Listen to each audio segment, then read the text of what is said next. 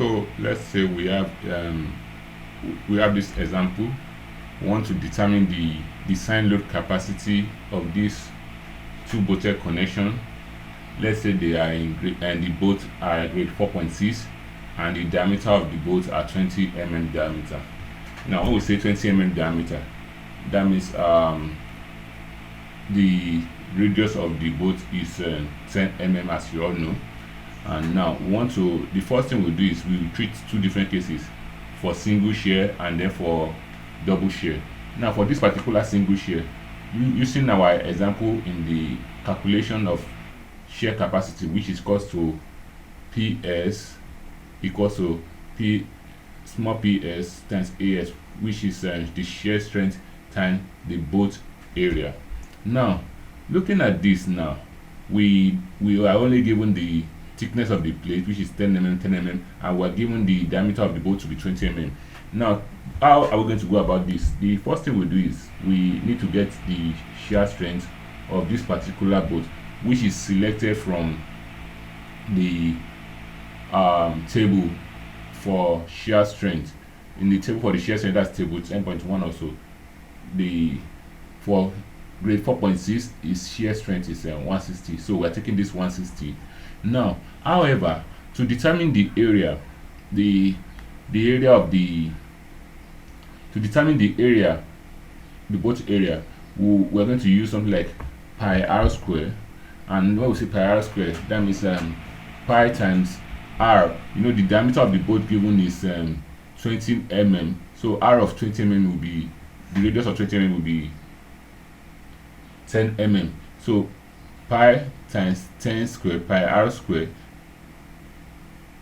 that's the area, times this shear strength. But the bolt is in millimeter, and to convert this one to the bolt is in millimeter, and this our shear strength is in to convert it to kilonewton, we multiply this one by, or we divide by 10 raised to the power of 3, so that we get this one in what's called in kilonewton. So this one is to convert this our shear strength to kilonewton. Now if we have pi times r square, that's the bolt area, times this shear strength of 160, then times this to convert it to kilonewton, will give us this 50.3.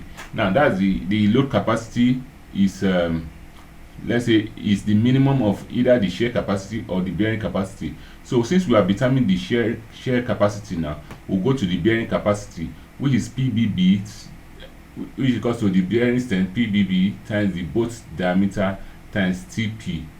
Now you can see this time around it is bolt diameter, not bolt area. Now for this particular one, we already know that the bearing strength is 460 as calculated the other time, but the bolt diameter, which is 20 mm given, is this, now times the plate thickness. The thickness of this plate is 10 mm, so which we have this. Now to convert it to kilonewton, we multiply by 10 raised to the power of minus 3, which is this. So if we do that calculation, we have 92. Now as I told you the other time, that the load capacity is the minimum of the shear capacity or the bearing capacity. So the minimum about between these two is 50.3. So this is what we're going to select for our design. So this is what we're going to select, 50.3 kilonewton. Now we have tried case A.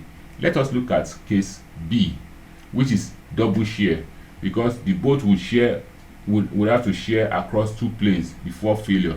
When we say double shear, that means maybe we have another plate coming along this side, make it 1, 2, 3. So now let us look at the shear capacity, as we said the other time, is 2 times for double shear, as we wrote here, is 2 times PBS, 2 times PS.